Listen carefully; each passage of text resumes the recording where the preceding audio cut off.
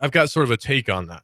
The thing with the people who died driving the Teslas is, things happen with a beta technology, and that's what it was. And when you turn on autopilot on Tesla, it does tell you, by the way, you should keep both hands on the wheel, even though, yes, it's an autopilot, it's still dangerous. And you shouldn't, keep your hands off of the wheel just because it's an autopilot. It's still alpha stage. It's not ready for use yet, and all these different things. And yet still, people use it incorrectly and die. It's not really the fault of the technology as much as it is the fault of the person who didn't use it properly. Now, I'm not saying like, oh, look, he's a moron and he died. I'm saying maybe he should have read the instructions a little bit better. Now, yeah, it's a bad thing that people have died. But again, it's not like, well, Tesla should never be used again and we should abandon all hope of ever having autopilot technology for cars. It's not going to happen that way. It's ridiculous. But for some reason, news agencies especially love to latch on to tragedies like that and use them as sort of like is Tesla going to go away now sort of story? Like, is Tesla dangerous? Should we think differently about how Tesla cars are driven? All these different news stories that pop up, especially like on BuzzFeed, different news, so-called, news establishments on the internet are usually really horrible, and BuzzFeed being kind of the worst of them.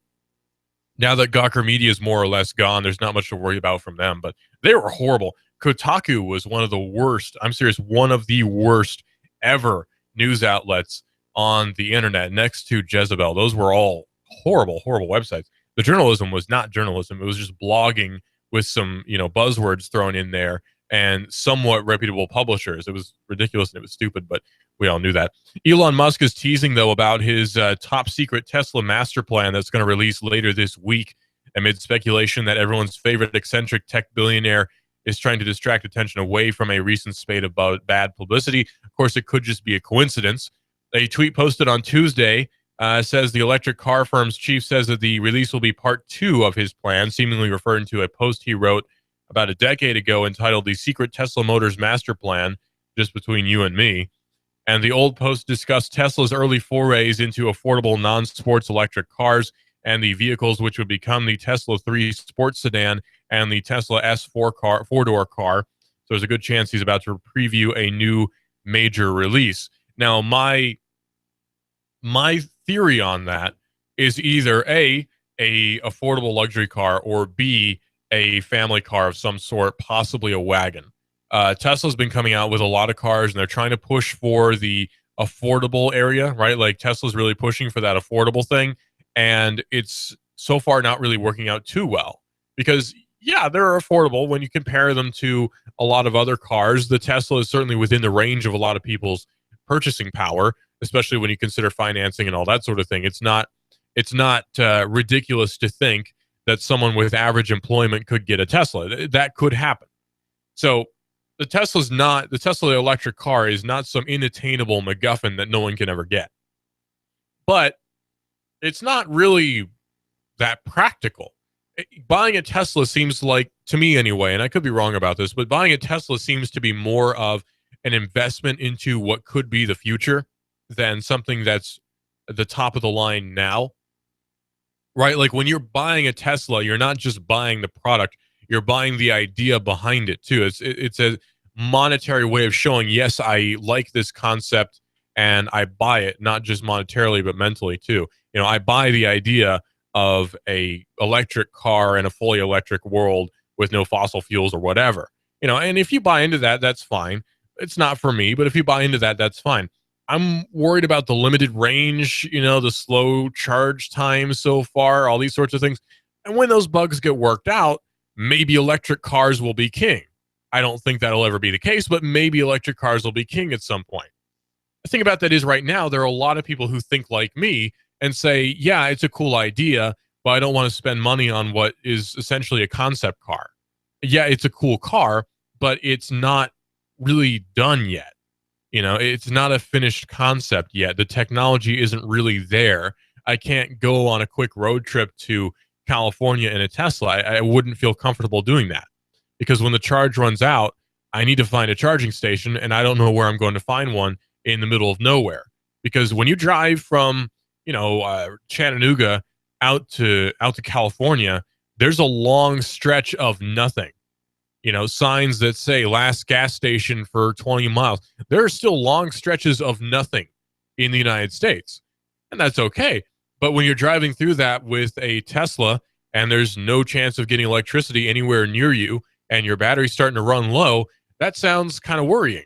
I'd be more worried about that than I would be running out of gas, because at least I would be reasonably certain that there'd be someone who would be willing to loan me a gallon of gas or something, as opposed to letting me plug into their house for, a few hours and just let me hang out there.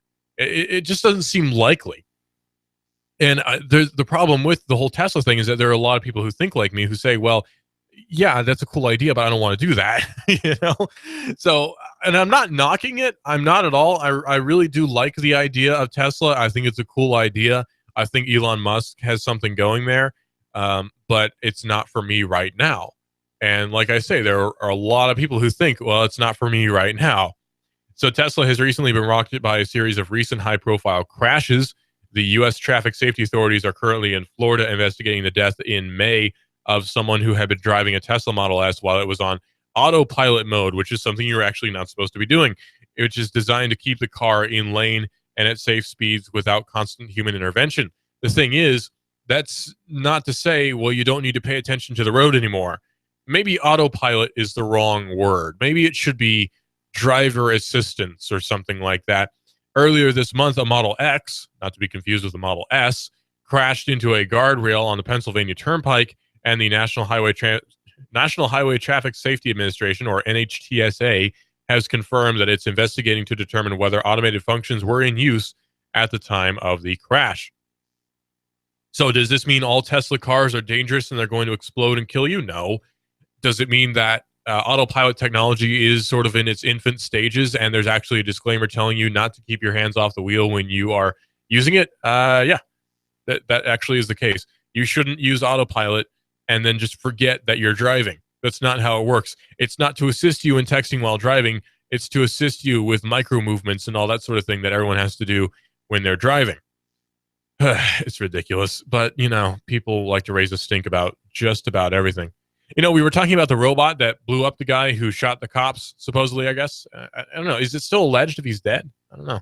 The guy who allegedly shot the cops in Dallas was blown up with a robot that more than likely got a lot of funding from DARPA. Now, DARPA is DARPA is scratching the dark lens of the government, right? Like, DARPA is the dark side of the U.S. government, one of the dark sides of the U.S. government.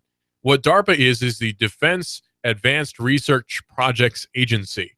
That sounds pretty cool, right? DARPA does a lot of neat stuff, but it also basically designs the next best killing machine, which is to be expected from a country like ours, which heavily relies on military presence to maintain its world position. It's understandable, but it's still scary nonetheless, right? Like you're still kind of not at ease. You're put at unease at the idea of a government agency that's sole purpose, it seems, is to design things that kill people better.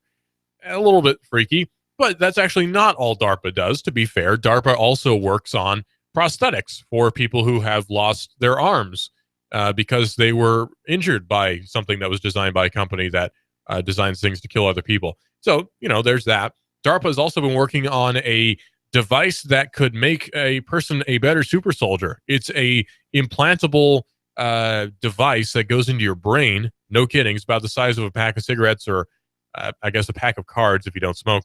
It's about that size, and it's inserted into your frontal lobe.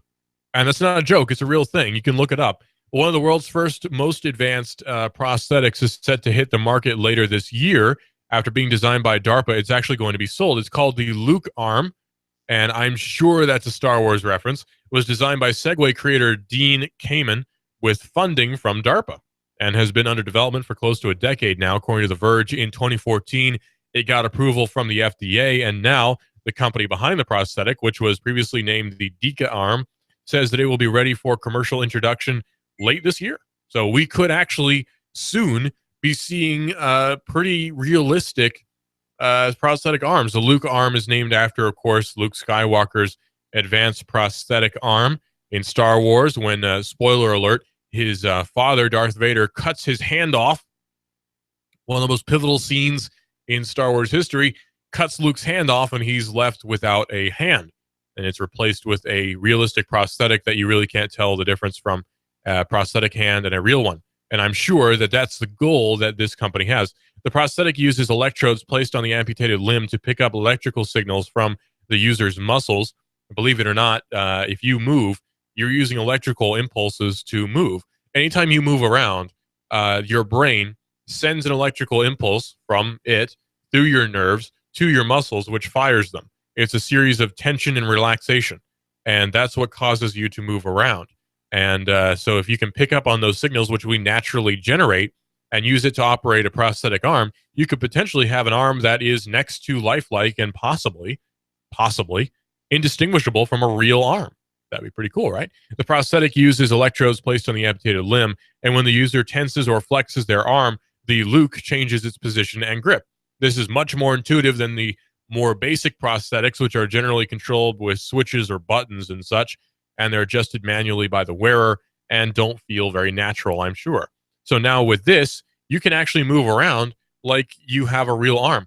The weird thing about it, and I think the most disturbing thing about this arm, is that it's really thin because it's made out of stronger materials than our calcium and protein based bodies are. So it's this really thin looking arm. It just looks a little bit odd, but it's still a cool technology. And technology is moving us forward both socially and technologically in ways that were previously not even thought about, except for in science fiction. Star Wars is becoming reality. Star Trek has become reality in a lot of ways. We just don't have warp drives yet. Oh well. This is Binary here on Hot News Talk Radio, AM 1240, hotnewstalkradio.com. Check us out on the TuneIn Radio app for your smartphone. That's TuneIn Radio on your smartphone. Get the Bloom Sky app to watch the weather live from the Hot News Talk Radio Weather Center. This is Binary.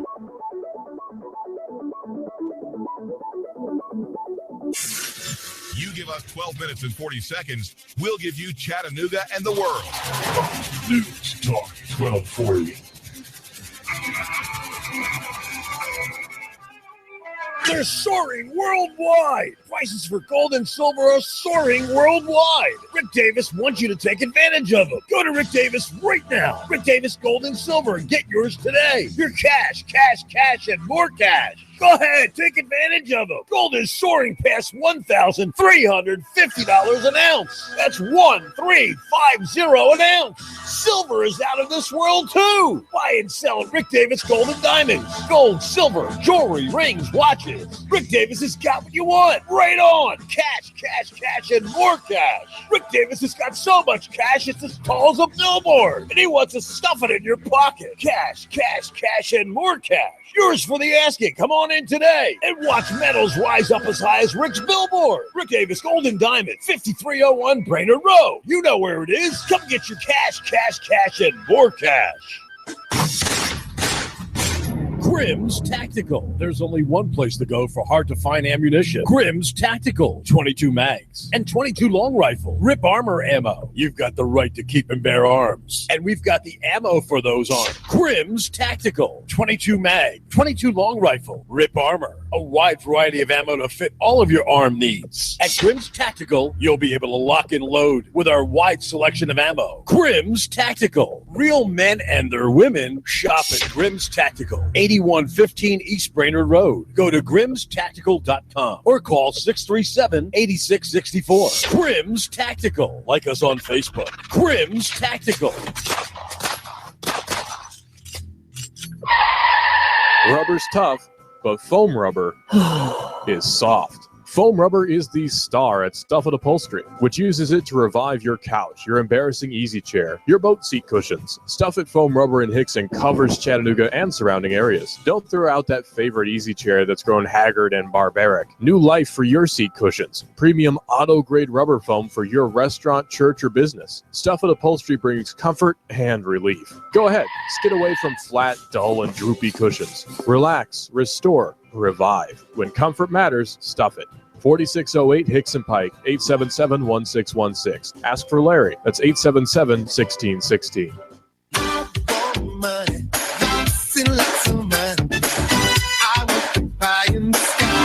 On your signature, you can get $150,000. Can you believe that? $150,000 on your signature. Hi, I'm Bruce Krebs with the Entrepreneur Source. There's a program right now that you can get $150,000 on your signature with no pledge of collateral or personal guarantee. Call me at 423-875-5621 to learn more. 423-875-5621. You've been thinking about starting a business? Don't do it on your own. I have a proven track record for the last 13 years, a 96% success rate. I can guide you into a franchise where you will pay yourself through the startup phase with very low or little risk. Call me now. I'm Bruce Krebs at 423-875-5621. And make sure to listen to the Entrepreneur Hour every other Wednesday from 11 to 12 o'clock. Call me now, 875-5621.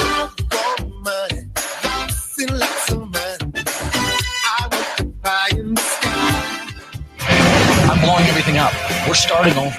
I'm doing a new show. I want guys who push it to the middle of the table and go over the top. Take a risk, fail miserably. I'm right, and I'm not wrong, and I'll never back down. Conflict works. Allow it. It's The Herd with Colin Cowherd. Right here and everywhere. Noon Eastern. You give us 12 minutes and 40 seconds, we'll give you Chattanooga and the world. News Talk 1240. Hot 1240 Hot News Talk Radio with your Hot News Now update. Protests breaking out across the country in response to the shootings in Minnesota, Louisiana, and Dallas. And now in Chattanooga, people gathered on Brainerd Road at the corner of Moore Road. They say that they were protesting the recent shootings, but not only that, they say they're protesting the injustice that's occurred over the past few years. A prayer vigil was also held at Olivet Baptist Church for recent acts of violence. Sheriff Hammond had statements about it, saying, "Make no mistake about it, it can happen here if we don't get a handle on folks understanding that with the freedoms and the rights that we have here comes a responsibility to use them wisely," he said. "We need to ferret out those who take the law into their own hands and do such a barbarous and hideous act," referring to what happened in Dallas.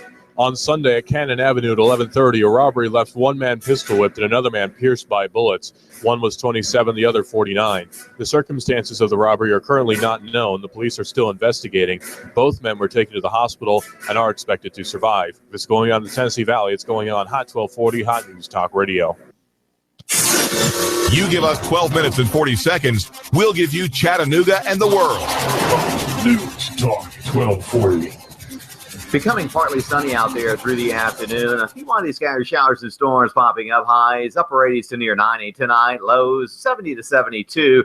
Near 90 with a few more windy scattered, mainly afternoon showers and storms for Tuesday. A little hotter, lower 90s for the midweek. CarMax is America's #1 used car retailer with no hackle prices and a 5-day money-back guarantee. CarMax is the stress-free way to buy your next car. That's CarMax. Drive what's possible. And I'm 1412 Chief Meteorologist Patrick Orr. On AM 1240 Hot News Talk Radio. Nearly everything has a computer in it some way or another, and some things possibly shouldn't really have computers in them, at least not ones that are connected to the outside world wirelessly. There are two things that I'm thinking of right now: cars and guns. Guns really don't need computers on them. They really don't need to be connected to the outside world with Wi-Fi or Bluetooth or whatever, at least not right now.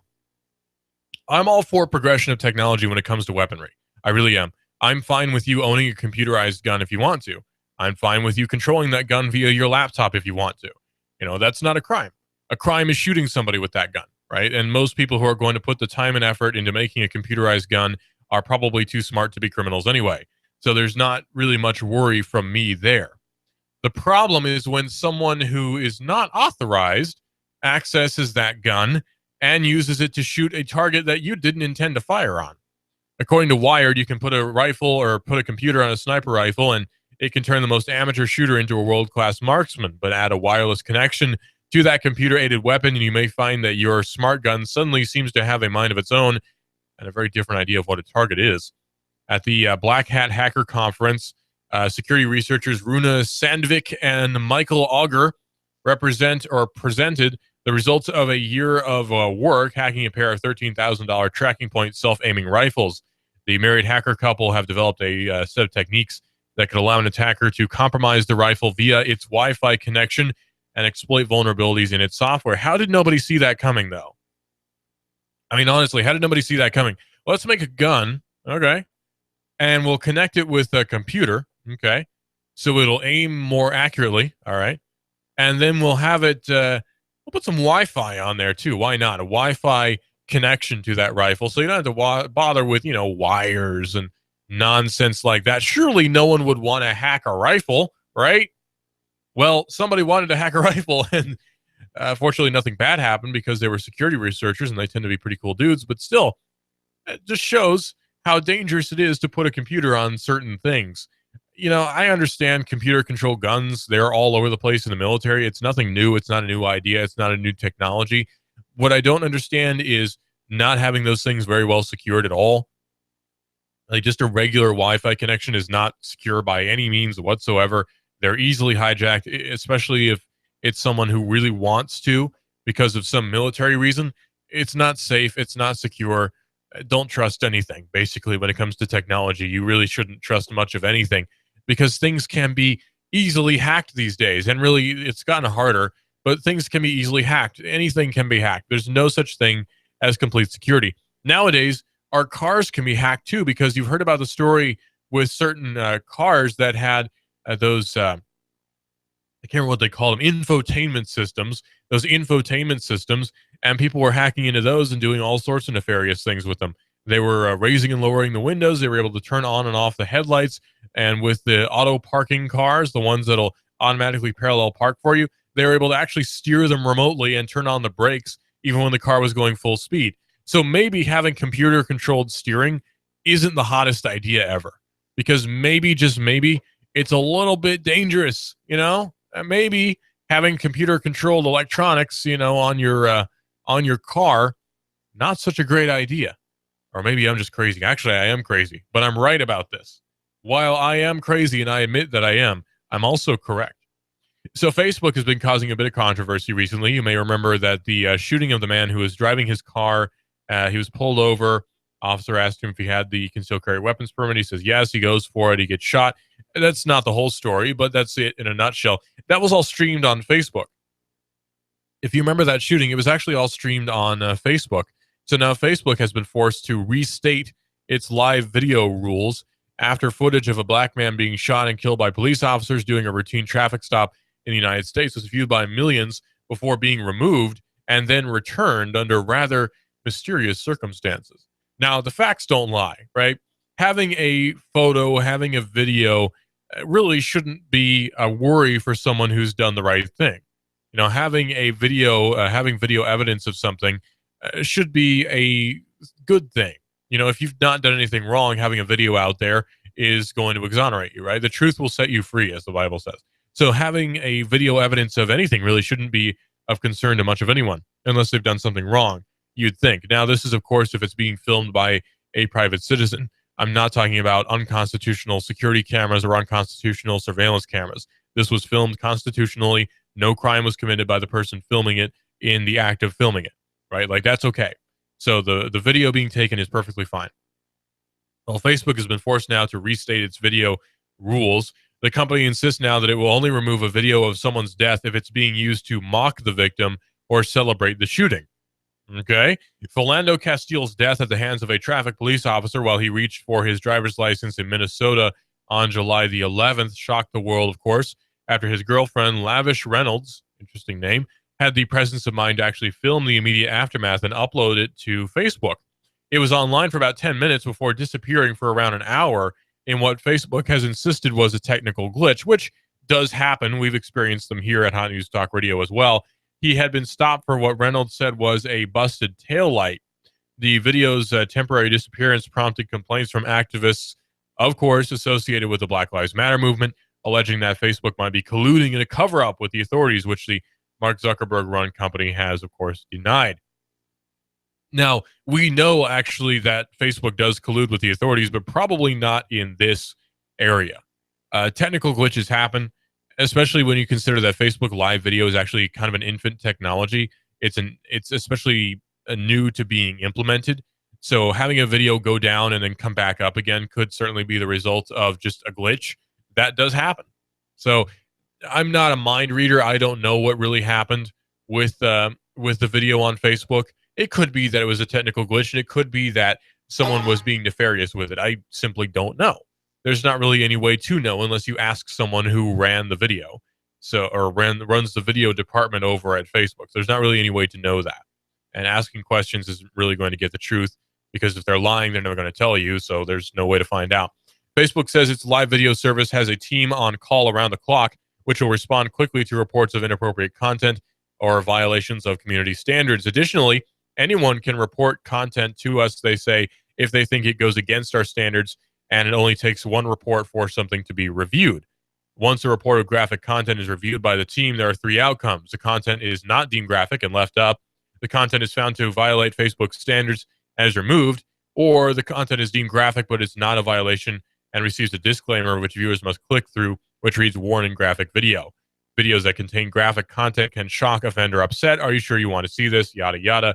Basic leftist nonsense. So, really not a whole lot of wrongdoing on the side of Facebook that I'm seeing here. Certainly, it could be that there was wrongdoing, but I'm not aware of it if it did happen. And there's not really any way to know, actually.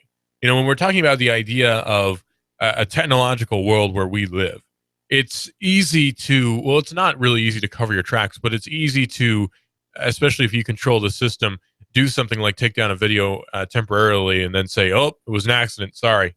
It's easy to do something like that if you own the company, but I don't see any motive unless the police department there contacted Facebook and say, hey, you take that video down. But this was within an hour of it being uploaded. So I don't think the people who were working that case knew the ramifications, knew the importance of that video at the time, because it had just happened an hour ago. So I just don't see, and I'm totally, down with conspiracy theorizing and everything, but I just don't see any wrongdoing going on there. It seems unlikely to me, but it's always possible. So you never know. Still an interesting story, though. Could it be that people at Facebook are trying to cover up videos of police brutality, or is it just a technical glitch? It seems like the answer, which requires the fewest explanations or assumptions, Occam's razor, is the one that's going to be correct.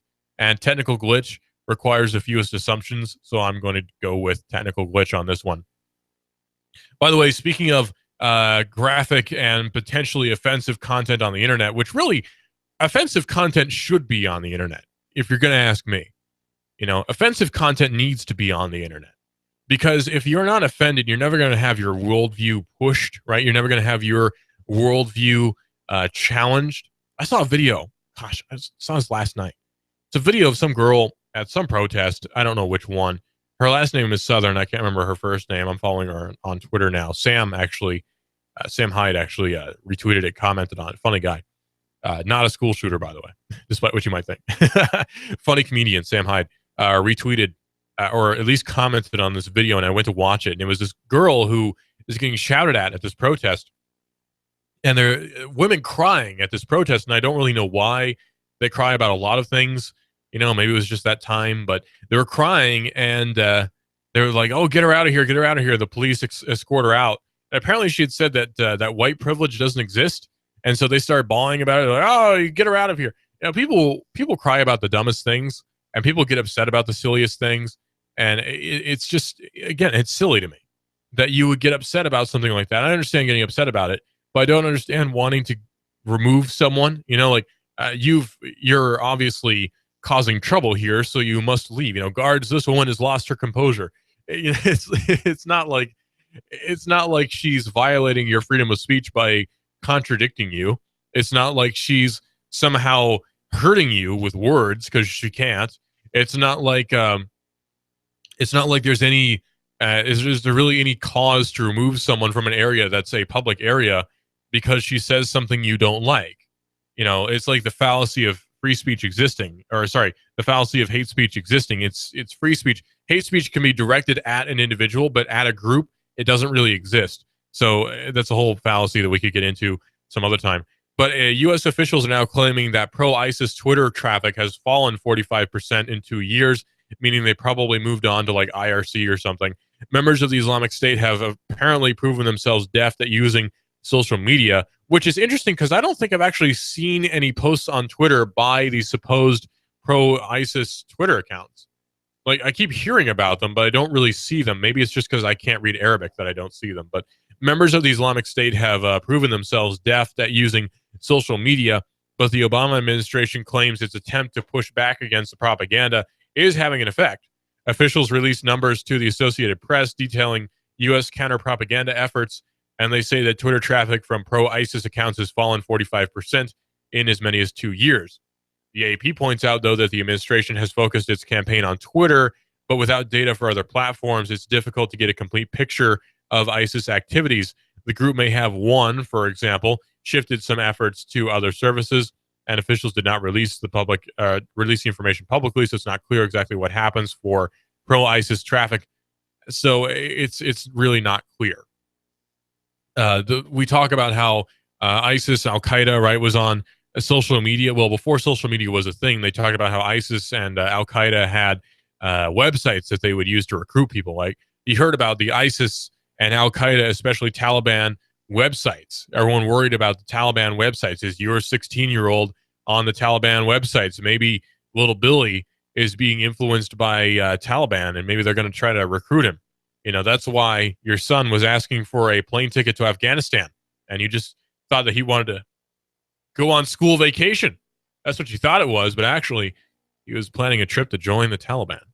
That was sort of the mentality that was being pushed at that time, and it didn't really work.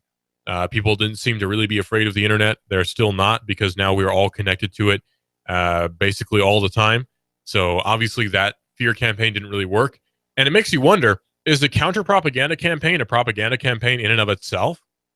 Well, anyway, for its part, Twitter has said that it's taken steps of its own to respond to the presence of ISIS on the Twitter service. In February, the company said that it had banned some 125,000 ISIS accounts since mid-2015. I wonder how many of those accounts were actually just ironic accounts pretending to be ISIS accounts as a joke, though, because I was actually following a few of those. Oh, well.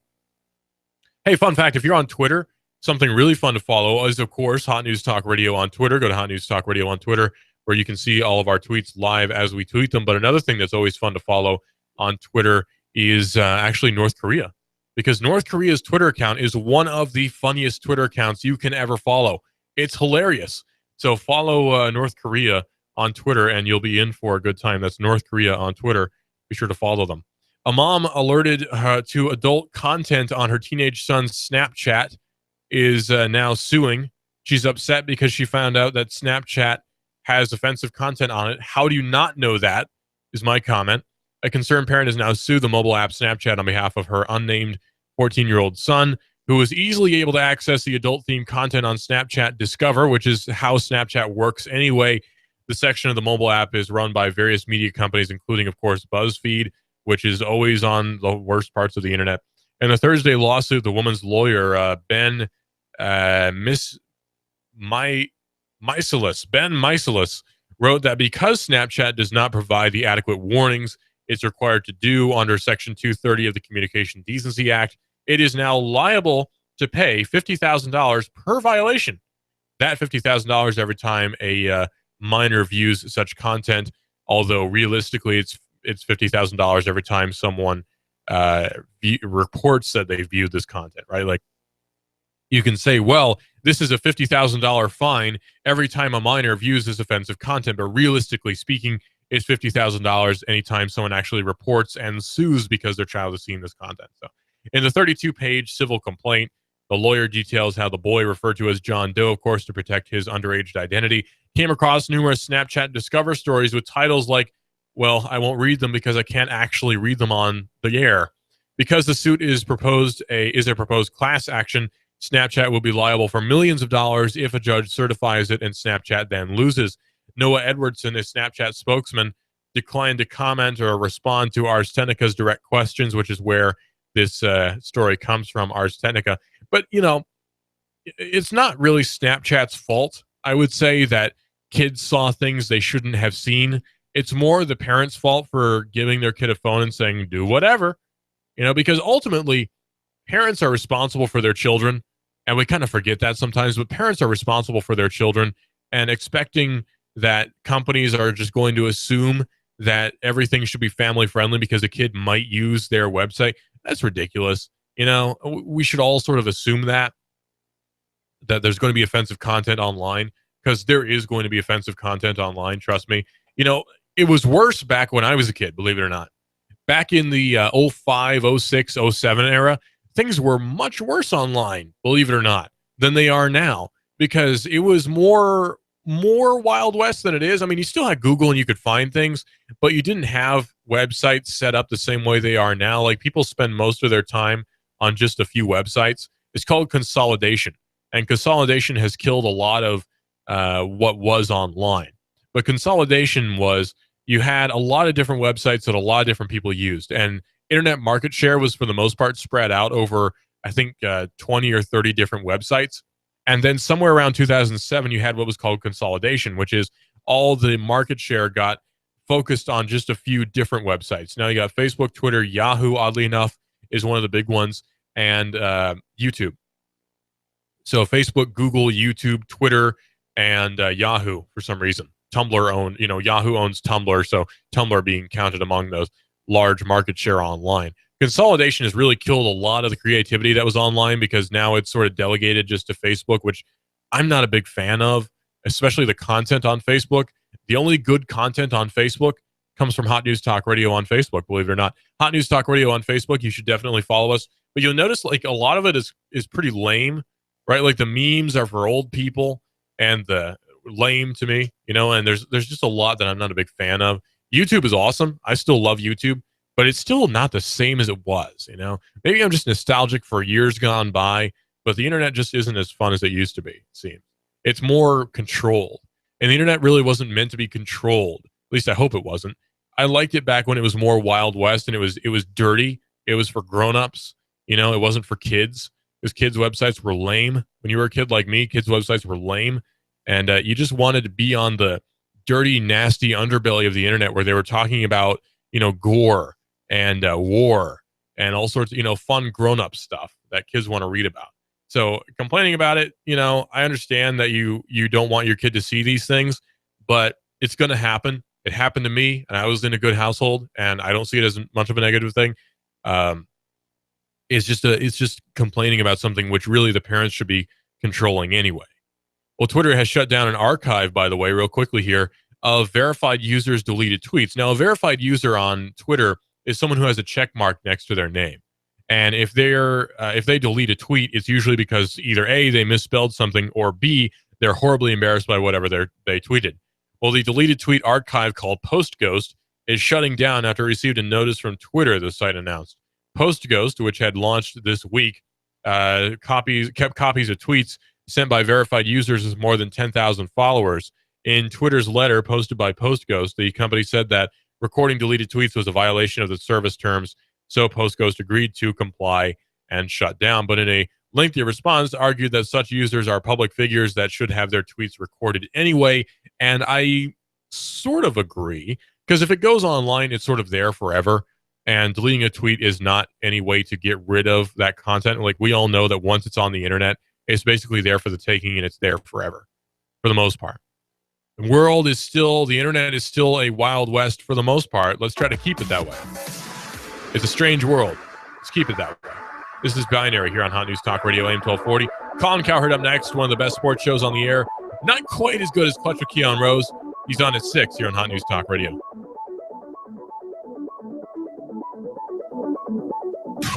News Talk 1240 AM 1240 Hot News Talk Radio, with your chance to win $124 in cash and $124 in food every week with the Hot News Talk Radio 1, 2, 3 NASCAR contest. Hot News Talk 1240. All you have to do is guess who's going to be first, second, and third place in the upcoming NASCAR Sprint Cup race. If you guess it, you'll hear your name live Monday morning at 11:30. Then call AM 1240 Hot News Talk Radio to win. Enter your guess right now at Rick Davis Golden Diamonds, 5301 Brainerd Road, Chattanooga. Wimpy's Restaurant in Soddy Daisy across from City Hall. Diesel Off-Road Technology Soddy Daisy for your four-wheel drive and truck needs. Stuff and upholstery with premium rubber foam. Cell Surgeon, the Broken Screen Dock. And Shooter Supply, 4824 Hickson Pike in Hickson. Hot News Talk 1240. Enter your guesses now and listen to the race live to win $124 in cash and $124 in food from Chattanooga's official NASCAR radio station. Hot News Talk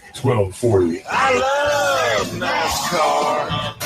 Save money on ammo in our laser shooting range. Shooter Supply in Hickson, under new ownership, featuring special prices on live action fire, family and individual memberships, and use of our laser range. Come on by, give us a try. You'll be impressed with the all-new Shooter Supply and Indoor Range in Hickson. No need to shop anywhere else. We've got it all, including our brand-new state-of-the-art laser range. Do the zombie apocalypse with your group or team. Perfect for a birthday party. Shooter Supply in the A-frame on Hickson Pike near the mall. The real man's gun shop. Huge selection, repairs, transfers. 875-4868. Shooter Supply and Indoor Range. 875-4868.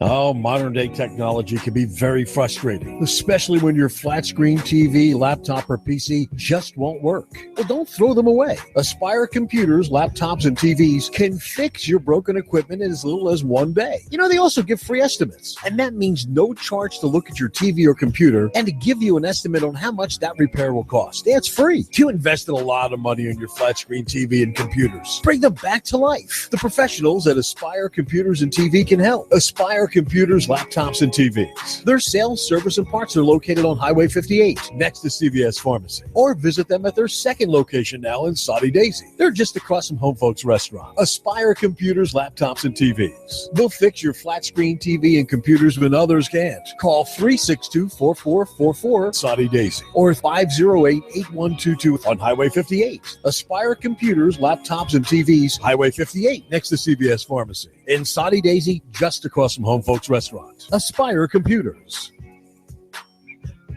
Hi, I'm Adam Disbro, the owner and the head surgeon of Cell Surgeon. Broken screen? You need it repaired now. We can do that. We'll have your phone repaired within the hour. No hassle, no mess, no stress. We love fixing cell phones. Your cell phone has become part of your daily activities. You've noticed your cell phone is not charging properly.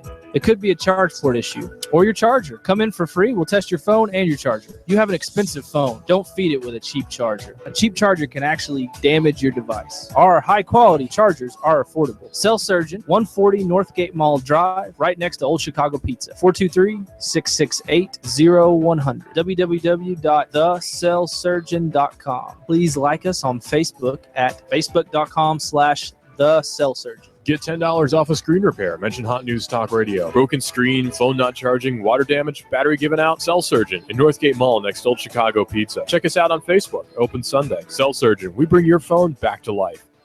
MLS 2239. Listen up, y'all. Ben Phillips Home Rate Mortgage, 805-9100.